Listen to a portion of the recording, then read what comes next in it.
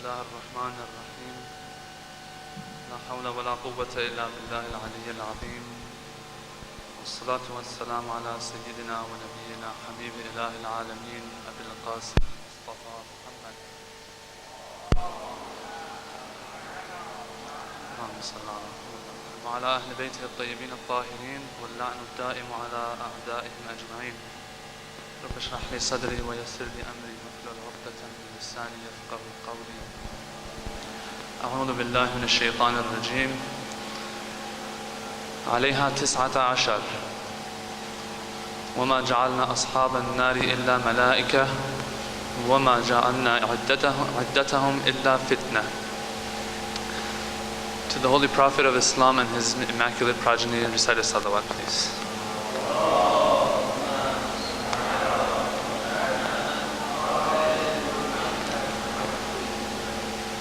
Before moving into the discussion, I see it upon myself once again to remind myself and all of you about the position and status that we're in right now. It passes by too quickly. The only thing I can say is to please all of us, it's very good for us to study good. Before you know it, the time has come for you to serve Islam, serve Allah and His Prophet.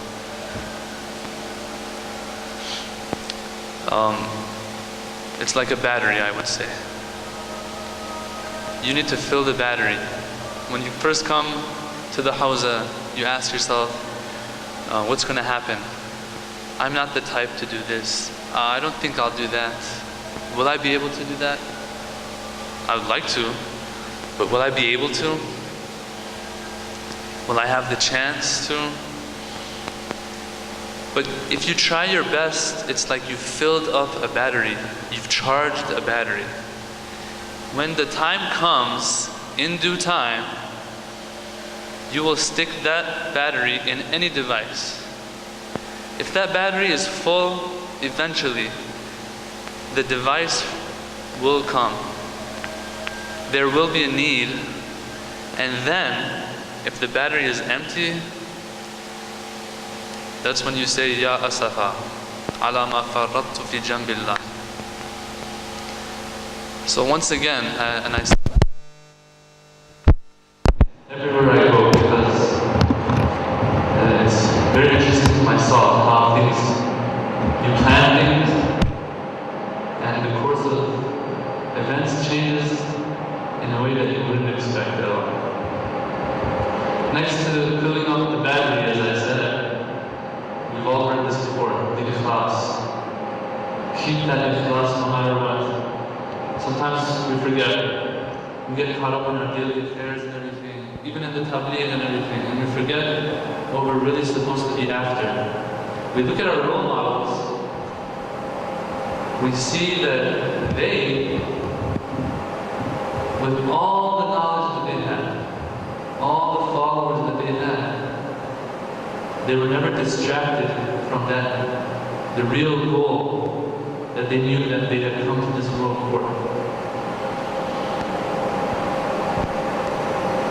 لا تلهيهم تجارة ولا بيع عن ذكر الله. So, how if bay' and tijarat isn't supposed to distract you, then the studies shouldn't at all. So we have to first of all try our best when it comes to our studies, and then not let these studies get in the way of the ikhlas. It gets hard sometimes. Not only the ikhlas, and I'm saying this to myself, really.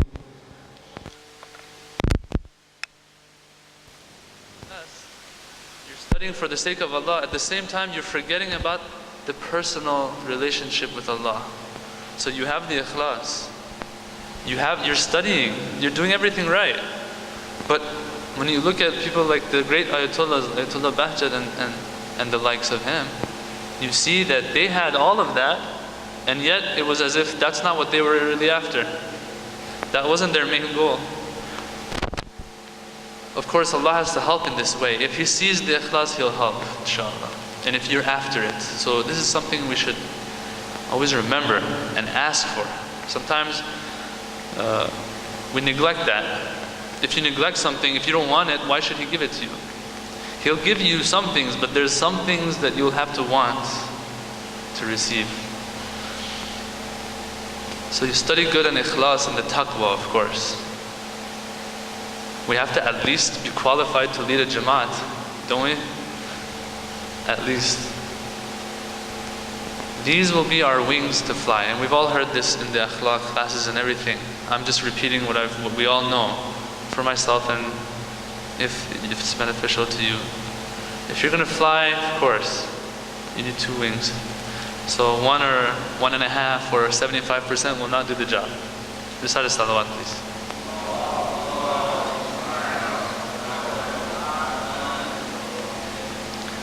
Okay, getting into the discussion, last week we spoke about the verse that I recited in the beginning. And there's many points in the verse that I felt I should just continue with last week's discussion and deemed it better than going on to another subject.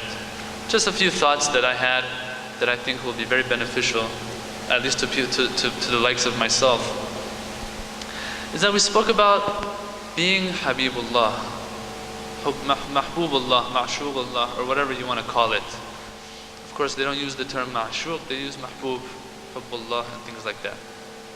And we explained and brought a lot of proof and evidence last week. I'm not going to get into that. That being the beloved one of Allah revolves around being His servant, around ubudiyyah. And that's why we say 5 times a day, Ashhadu anna Muhammadan abduhu wa rasuluh. And a lot of other evidence and proof. I'm not going to get into that. So, the verse was speaking about stumble blocks, as I said last week. These stumble blocks. Now, questions come up about these stumble blocks that we'll get into, inshallah. But the thing that we pointed out last week was that if you want to be a servant of Allah, a true submitted servant of Allah, that only lies in being submissive, totally submissive to Him. No questions asked when it comes to His orders or anything else. Why is that? The Nahj al-Balagha tells us that. And I mentioned this very briefly last week, but I'm going to get into the lines that Imam Ali has here. Imam Ali says, Alhamdulillah alladhi labisa al-izza wal-kibriya'a wa ikhtarahuma li nafsih. He chose, and I'm paraphrasing here, He chose al-izz wal-kibriya' for Himself. He chose magnificence, exaltedness, greatness, highness, lordship, all of these things for Himself. And it's interesting, the Imam Ali says He wore it as if it's His. No one else has anything to do with that. Okay?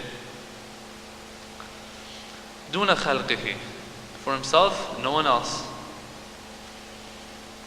And you don't hear that much about Allah. I mean, when you read the verses of the Quran about how Allah is always giving and everything, and His mercy and grace, but there's one thing He wants just for Himself. Because we don't have that. If we had some of that, why would He refuse it and deprive us of it?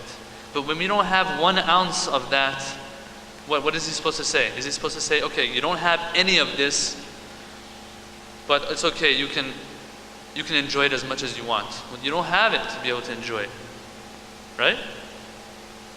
وَجَعَلَهُمَا حِمًا وَحَرَمًا عَلَى غَيْرِهِ وَاصْطَفَاهُمَا لِجَلَالِهِ. It's a red zone. It's a red zone that you're not supposed to enter. Okay? It's a piece of land surrounded by signs that say no trespassing. No trespassing. Okay? Beware of watchdog. No trespassing. If you put your foot in here, the watchdog will chase you. And then he goes on, and then he says, وَجَعَلَ اللَّعْنَةَ عَلَى مَنْ نَازَعَهُ فِيهَا. Not only that, not only does he say, don't trespass, he says, if you enter this realm, my curse will be upon you. So not only does he say, don't come, he also curses those who come towards it. So that's the reason why. We're submissive. Why are we submissive to Allah? Because we have nothing to be proud of, okay, in front of Him. There's nothing to be proud of in front of Him. If there was something, it might have been okay, but there's nothing to be proud of here. So submissiveness, and all of that lies in not having any of this inside. And we covered this last week to an extent, about how those who have a marad in their heart eventually fail the exams.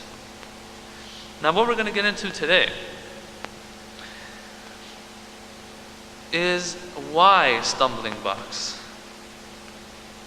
Okay, Allah puts stumbling blocks in front of us, and of course I said this last week as well, that it might be better to call it steps, just normal steps. He puts a step in front of us, He puts a boulder in front of us, He puts a little stone in front of us.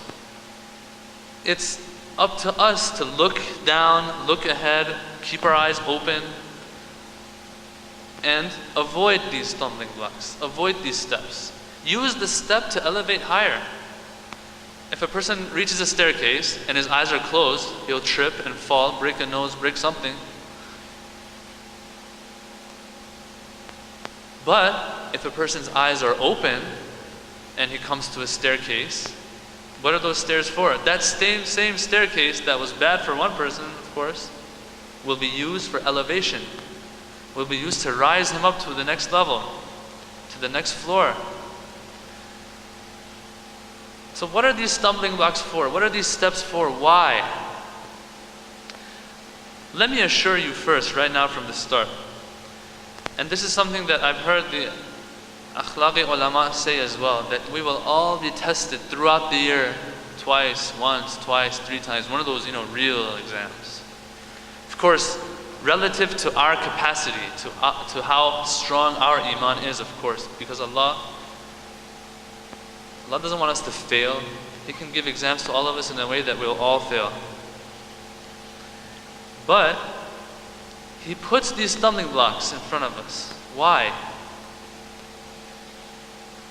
The verse says, أعوذ بالله من الشيطان الرجيم أولا يرون أنهم يفتنون في كل عام مرة أو مرتين ثم لا يتوبون ولا هم يتذكرون. Baqarah 126.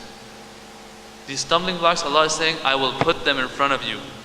The same way in the story of Talut we said, He told Bani Israel, okay, there's going to be a stumbling block. I'm going to test you with a river of water.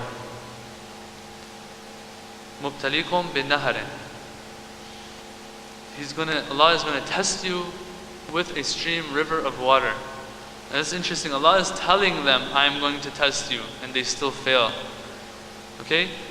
Here He's telling us, it's up to us to be like Bani Israel, or no, be like the Prophet and the Imams, or try our best.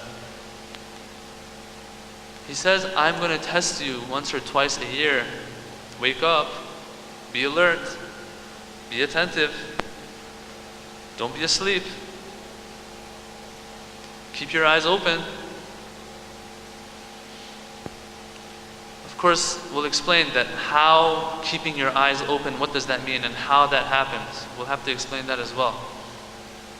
That doesn't mean physically keep your eyes open, of course. It's figurative speech for certain things that we'll mention, inshallah. So why the stumbling blocks? It's a question that a lot of people ask, especially when they're struck with calamities, with hardship, for things that they don't like befall them. They ask Allah, why? Okay, why these stumbling blocks? Allah, why? Why do you say, لَقَدْ خَلَقْنَا الْإِنسَانَ فِي كَبَدٍ? Why have you created us in pain, in suffering, in hardship?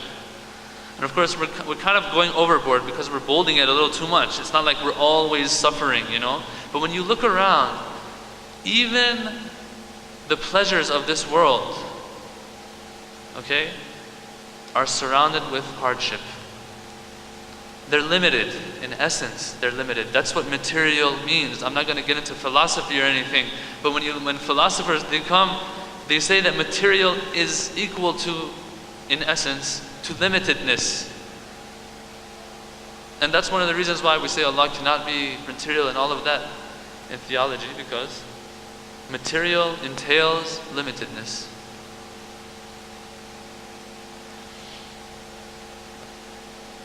My brothers and sisters, I hate to break it to you, but that's the rule of this world. Perfection, takamul as they say, depends on.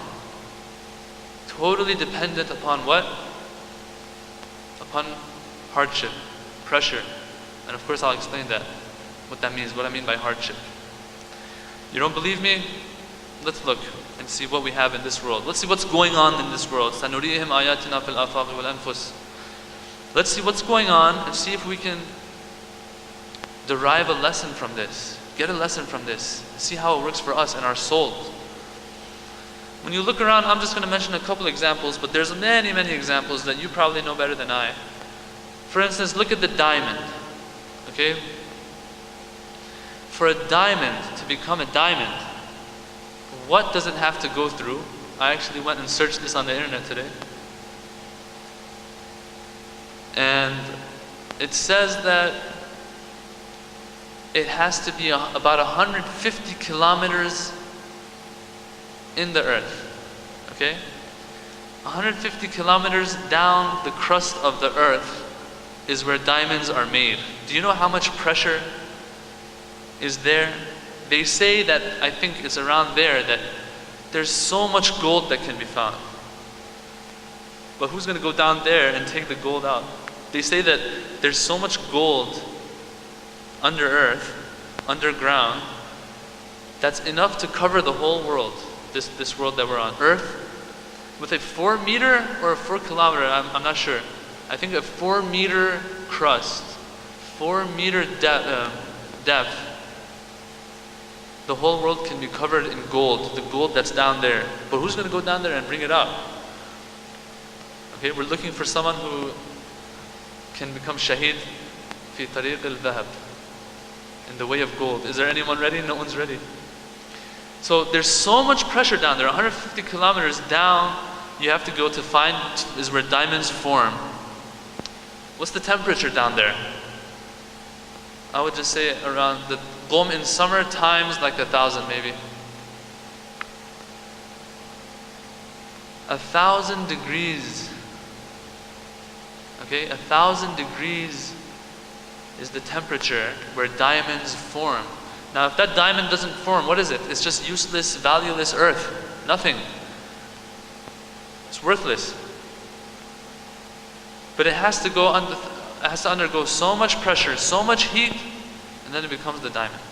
Something that people are killed for. They give their lives for trying to get. The bread that we eat, and of course these are all examples that you know better than I. The bread that we eat, how much hardship does this poor wheat stalk have to go on through to become the bread that we eat? The grains, the stalks have to be beaten so the grains come out. Then the grains have to be grounded in the mill or whatever, under that heavy stone to make flour. And then they have to undergo heat. And all of this hardship so that Bani Adam can benefit from it. So the perfection of the bread is, there's a whole process of hardship and pressure that it has to go through. Another example that the youth usually can relate to is exercise and bodybuilding. This bodybuilder, through raising weights, lifting weights, tears his muscle fibers. Okay? He tears those muscle fibers. Lactic acid covers those muscles, tears them up so that the body can rebuild. And not only does he burn there when he's lifting the weight, after that, for 3 or 4 days, his whole body is sore as if they've beaten him with sticks until his body recovers. Why? Because he wants to have a very good physique. The same way and the same applies to the soul, my brothers and sisters. I'm sorry, but this is the rule. This world is a world of hardship. Why does our soul have to undergo all this hardship to reach perfection? I have no clue. The philosophers have to tell you. But they say that that's how it is. I'm not going to get into the philosophy or anything.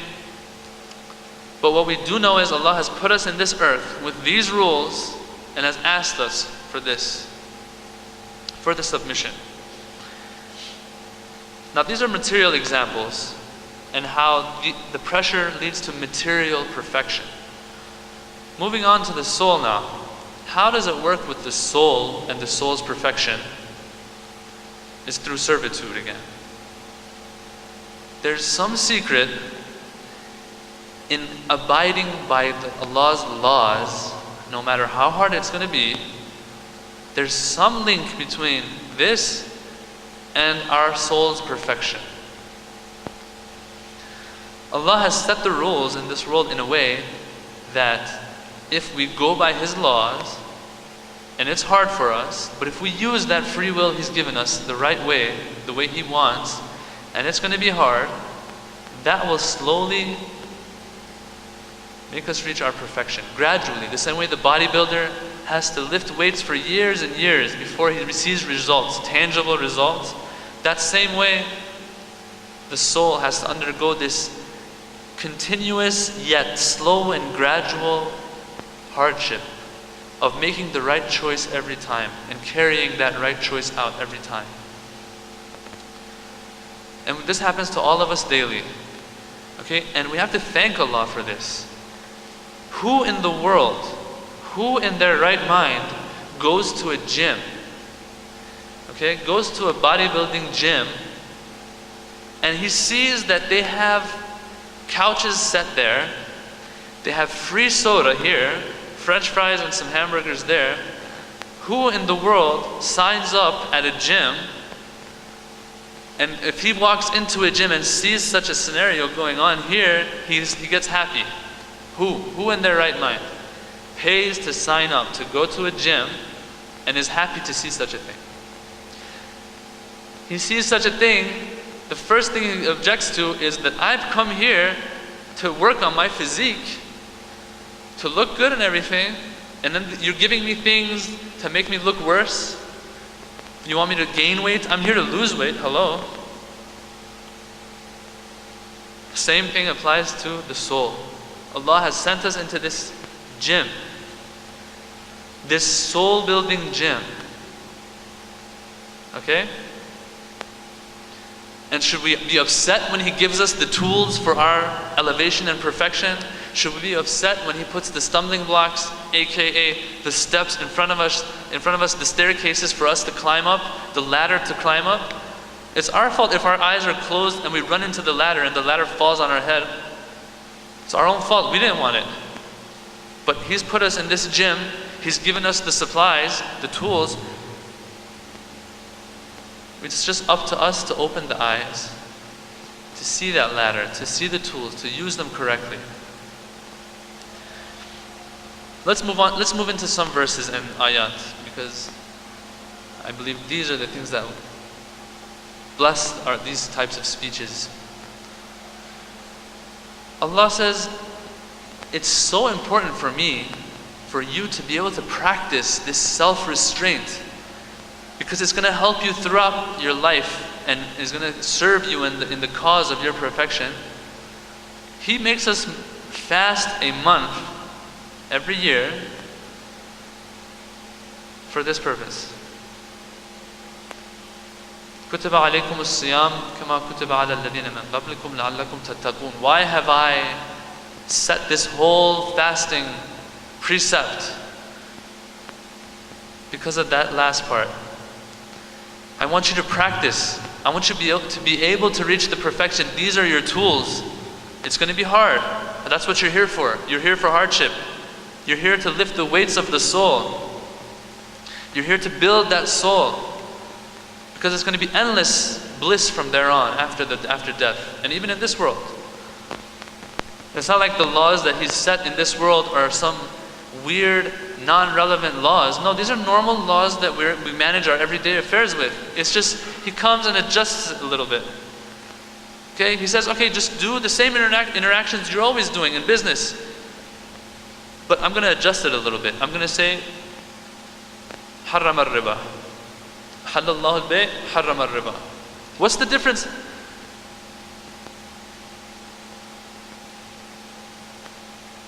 Riba is the same thing. It's just another transaction, isn't it? Well, Allah says, no, I know more. This is the way to go, not that way to go.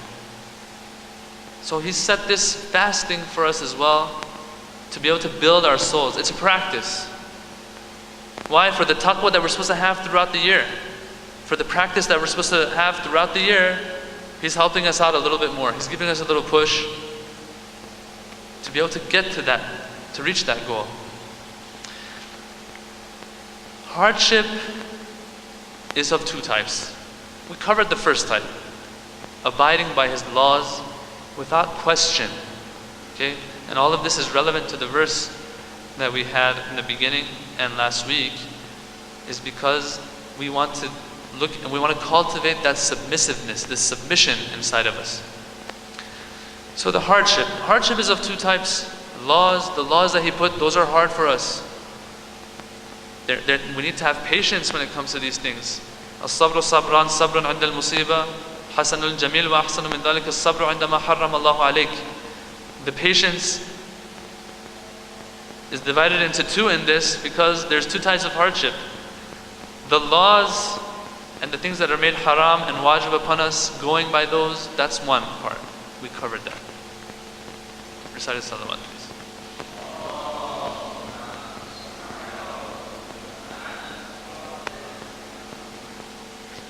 But there's another type of hardship and calamities, as they say, or tragedies that we have.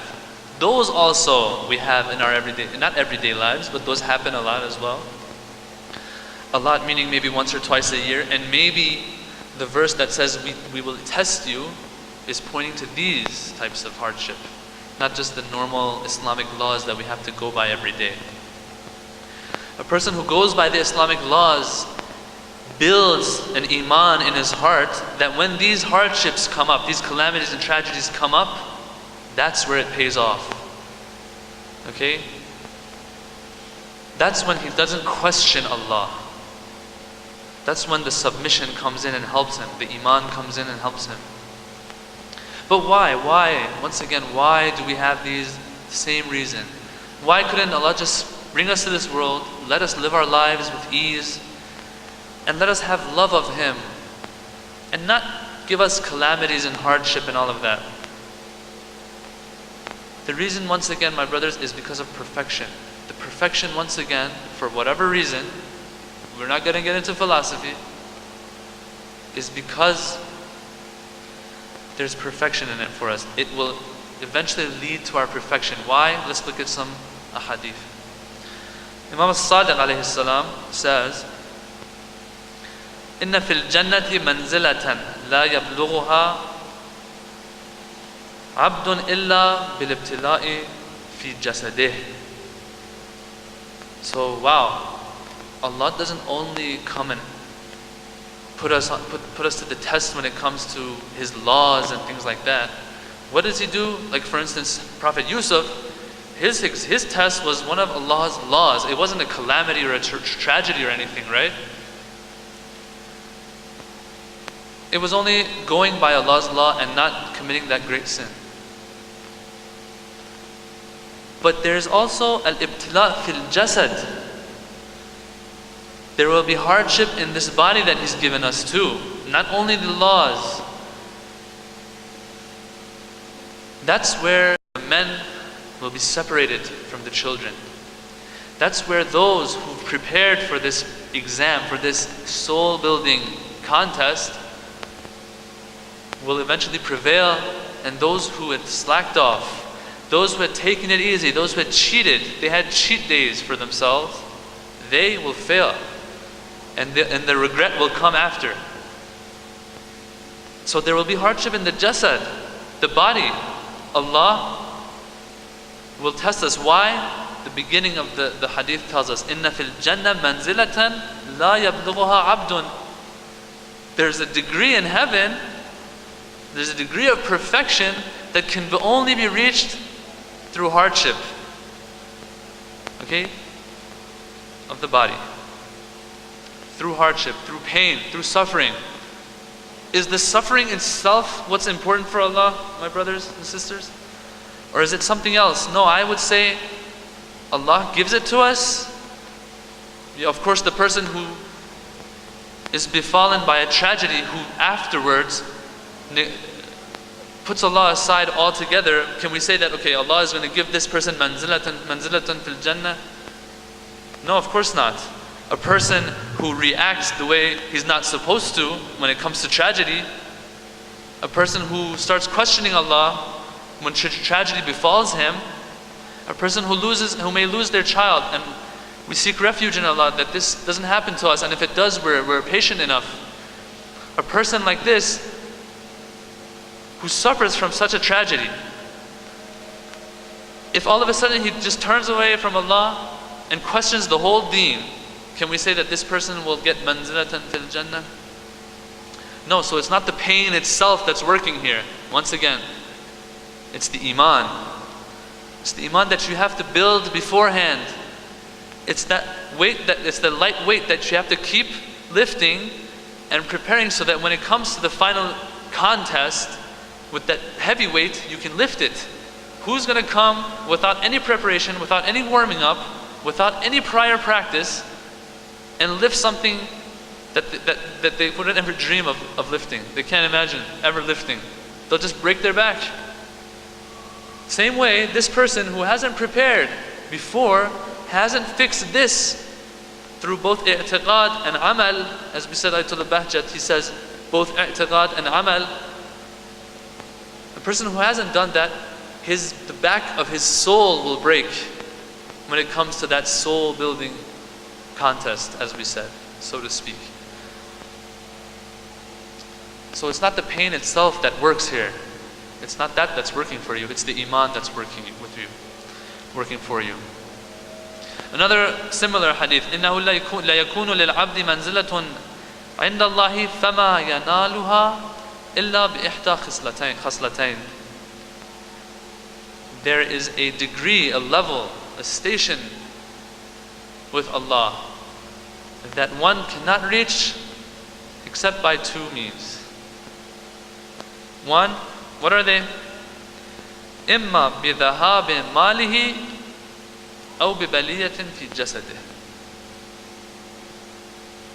You spend all this time, you put a lot of effort to make some money, to bring some halal food to the table. What happens? That money is lost.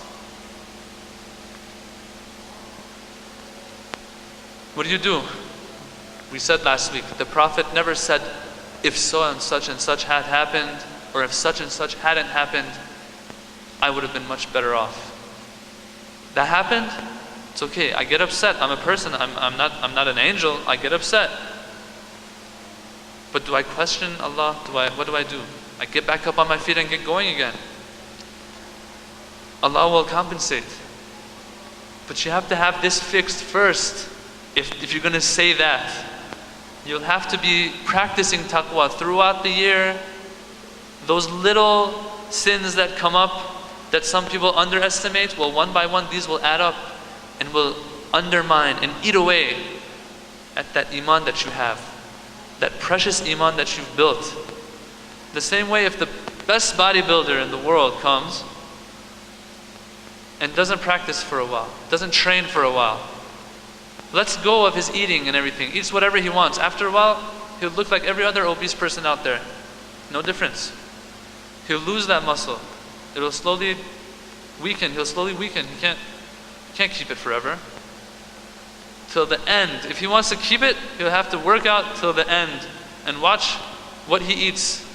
The same way the same thing applies once again to the soul. I mean, you all know the story of Zubayr.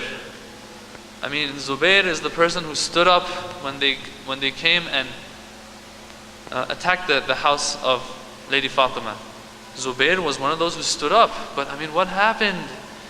What happened is, it's easy. What happens is, no matter how good you are, it's the end that counts. Okay, no matter how good you've been before, no matter if you're Saiful Islam or whatever, you have to be careful to keep on going day by day.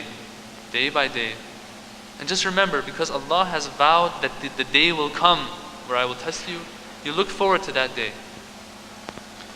You rest assured that this will eventually pay off. I will see the results someday.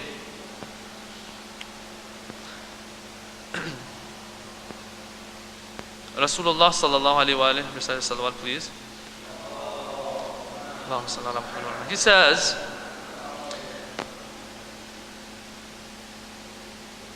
إِنَّ الرَّجُلَ لَيَكُونْ لَهُ الدَّرَجَةُ عِنْدَ اللَّهِ. Now these are all similar in the beginning, but the end of them kind of differ, which is also interesting. لَا يَبْلُغُهَا بِعَمَلِهِ لا يبلغها بعمله حتى يبتلى ببلاء في جسمه فيبلغها بذلك. This is also interesting because he says بعمله. No matter how good this person is, no matter how good, if he's the prophet, if he's an imam, no matter how good, there's just some things, I'm sorry, that you will have to accomplish through hardship. There's some perfections, some levels, some degrees out there that we don't know of, that Allah knows and He knows is to our advantage and our benefit. There's some things out there that no action, no good deed can get you there. You need a little push, and Allah has to push you. It's like He comes and gives you a little flick, but when Allah flicks you, it hurts. Okay? When Allah flicks you, it will hurt. Now it's up to you to get back on your feet again, or to just sit there and cry like a baby and start complaining. Now this is the final hadith that I'll read for you, and you've all heard of this. It's so good. Hardship is so good. Now I'm not saying to ask for hardship, because there are hadith out there that tell us not to ask for hardship. Don't worry, the hardship will come, brothers. The hardship will come. That's why I read the verse in the beginning that says, Yuftanuna fil am, or what was the verse again? Marra aw marratain. Fi kulli amin marra aw marratain. The hardship will come, don't worry. Okay, so don't ask for it. But what I'm trying to say here is that the hardship, we can't look at it as something bad. If it happens to us, then look, there's so much good into it. There's so much good in it that what? The hadith says, يَوَدُّ أُنَاسٌ لَوْ أَنَّ جُلُودَهُمْ كَانَتْ تُقْرَطُ بِالْمَقَارِيثِ فِي الدُّنْيَا لِمَا يَرَوْنَ مِنْ ثَوَابِ أَهْلِ الْبَلَاءِ. On the Day of Judgment, there will be people who will wish, who will long for. They will wish that, oh Allah, I wish that in the dunya, before I had died, I had been cut to pieces by scissors. Okay? Why does he say such a thing? Because he sees the degrees, the stations that are being granted to the awliyaullah who went through hardship, and of course showed patience.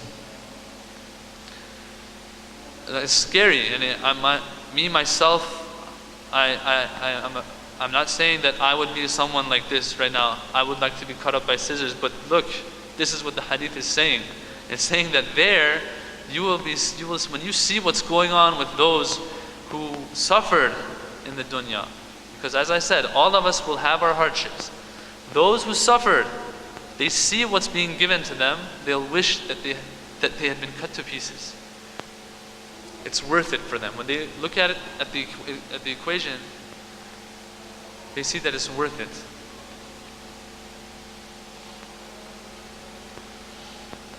But once again, moving back to the hardship in laws and things like that, people, when they hear these things, they'll say, okay, why so much hardship? I mean, isn't Allah all love and everything? But look, please, let's be fair here. We talk about hardship and everything, but when we look at the deen and we look at the religion, we see that, honestly, I mean, come on, let's be fair, it's not that hard. What has Allah asked us for? He says, oh, live your lives the way I ask you. How do I ask you? I'm not telling you not to eat every day till the rest of your life, or else I will punish you in such and such manner. He's not telling us to do the hardest of tasks. He doesn't tell us to perform Hajj every year. He says once, and that's to your own benefit, because that will kill the takabbur, the vanity in you, and will bring submission to you in your heart. So he's not asking for hard things. بُعِثْتُ عَلَى الْحَنَفِيَّةِ السَّمْحَةِ السَّهْلَةِ. The Prophet says, I was sent with the easy, the challengeless religion, the troubleless religion, the one that says, if you can't pray standing, pray sitting. If you can't pray sitting, pray lying down. If you can't pray, move your eyes in prostration. I mean, there are some who might have to pray with their eyes. Is that too hard to ask? No, it's not. Be good to your parents. Is that hard? Is that something out of this world? Is that something that sounds illogical? Be good to your neighbors. Don't lie, don't steal, things like that. That's what we have to do. That's all. The hardship. There will be suffering every now and then. But as I said, if you go by the laws, by these things that aren't that hard, people say it's hard. It's not hard. We're lazy. We're spoiled. We don't like to take it hard on ourselves. It's not that hard. They say, some of the great scholars, they would say that if you practice for 20, 21 days or something like that, a number of days like this, very limited amount of days, if you practice not sinning, trying your best, it'll become second nature. It'll become a malaka for you. It's not that hard. People climb to the mountain of Mount Everest. People do some of the strangest things. They eat glass, they walk on fire. It's because we have this strength in us. So it shows that we just don't want it. Okay? It's a matter of practice. It's a matter of practice. The more you practice the taqwa, the more it will build, the more the iman will build, the easier it will become. The Prophet came, why? يَدَعُ عَنْهُمْ إِسْرَهُمْ وَالْأَغْلَالَ الَّذِي كَانَتْ عَلَيْهِمْ. The Prophet came to free us of the hard laws that Bani Israel had. We have easy laws, brothers. Okay? Just a few adjustments Allah has made. That's about it. يُرِيدُ اللَّهُ بِكُمُ الْيُسْرَ وَلَا يُرِيدُ بِكُمُ الْعُسْرَ. Allah wants it to be easy upon you. He doesn't want hardship for you. So don't start crying saying, oh, it's so hard every day. No. What you have to do is learn what you have to do and practice that. And it's nothing out of this world. It's nothing unordinary. It's compatible with our everyday lives, I would say. Okay, to conclude, brothers. Time is passing and I need to wrap it up. Coming back to the verse again, we need to be Abdullah. And that will not happen except through submission. I wanted to get into the khutbah qasa a little bit because that is the sermon for these types of these things, these topics, this theme that we're covering. But I won't get to it. So it's your choice to be Abdullah or An-Nas Abidud Dunya, as Imam Hussein says. To be an Abd of the Dunya and take pleasure in these few days that we have here and then leave this world. Abidud Dunya.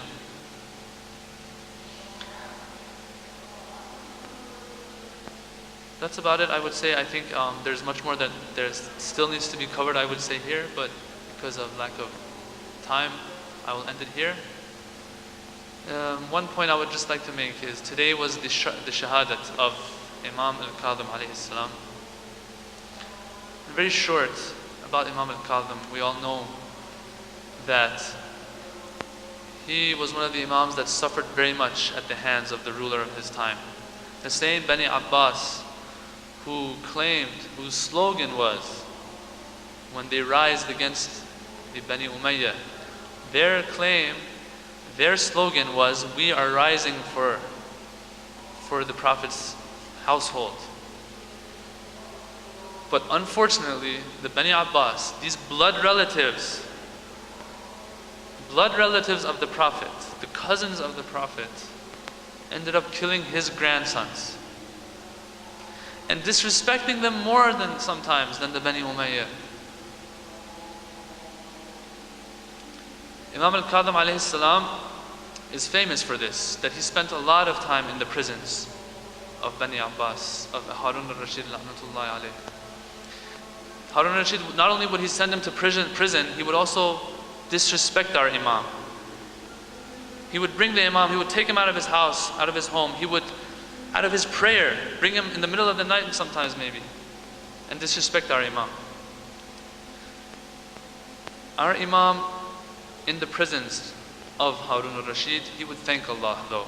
He would thank Allah for the opportunity of being isolated and alone and being able to do his worship and everything. But unfortunately, the last time that he was sent to the dungeon of Harun al-Rashid, it has been narrated that he asked Allah, "Oh Allah, khalisni min Harun. Save me from Harun." What was Harun doing to our Imam? Eventually our Imam was killed and martyred. And not only did that happen through poison, when they brought his pure body out, the agents and the officials of the Caliphate, of the Caliphate, what did they do? Not only did they kill our Imam, they bring him out and they call out, "This is the Imam of the Rafidah. Come and see him. Everyone, gather around and see the Imam of the Rafidah. The same Imam that we stood up for, we put the Bani Umayyah aside because of, come see him. The same Imam we stood up for, now we have killed him." They didn't say that, of course, but this is what they mean. And not only did they say that, they carried the Imam's body, some say that on a board, disrespectfully. What do they say? They say, Ibn al-Khabith, come see him. The wretched, son of wretched, come and see him. What has our Imam done that they call him wretched, son of wretched? Not only did they call him a wretched person, they call his father, Imam al-Sadiq, a wretched person.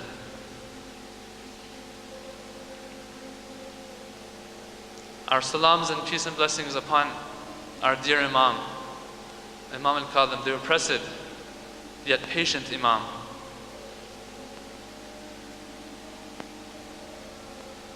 Allahumma salli ala Muhammad wa ali Muhammad.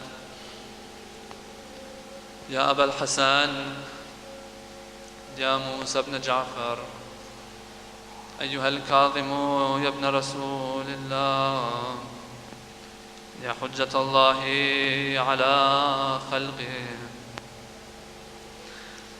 يا سيدنا ومولانا، إنا توجهنا واستشفعنا وتوسلنا بك إلى الله،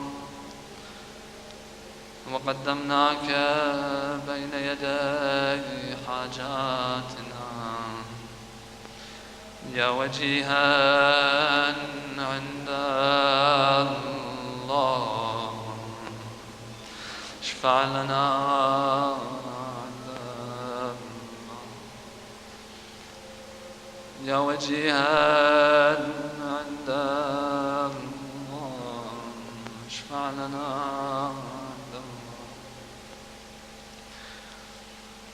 اللهم صل على محمد وآل محمد. اللهم إنا نسألك وندعوك باسمك العظيم الأعظم الأعز الأجل الأكرم. إلهي بفاطمة وأبيها وبعدها وبنيها والسر المستودع فيها،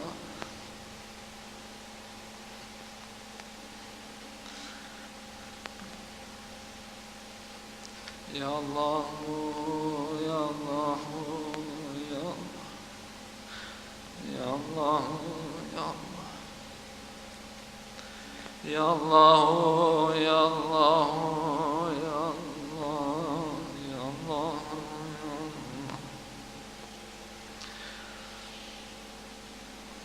اللهم اشف مرضانا وارحم موتانا اللهم اغفر ذنوبنا وكفر عن سيئاتنا. اللهم احفظ علماءنا. اللهم احفظ قائدنا. اللهم اجعل عواقب أمورنا خيرا. اللهم ارحم موتانا واجعل عواقب أمورنا خيرا. اللهم عجل فرج مولانا. Allah, Ya Allah, we ask you by the right of Muhammad and Al Muhammad to make us the true soldiers of our Imam Zaman. We ask you to help us in the path of being submissive to you and to be in a way that you like. Bin Nabi wa alihi. Rahim Allah man qara al-Fatiha.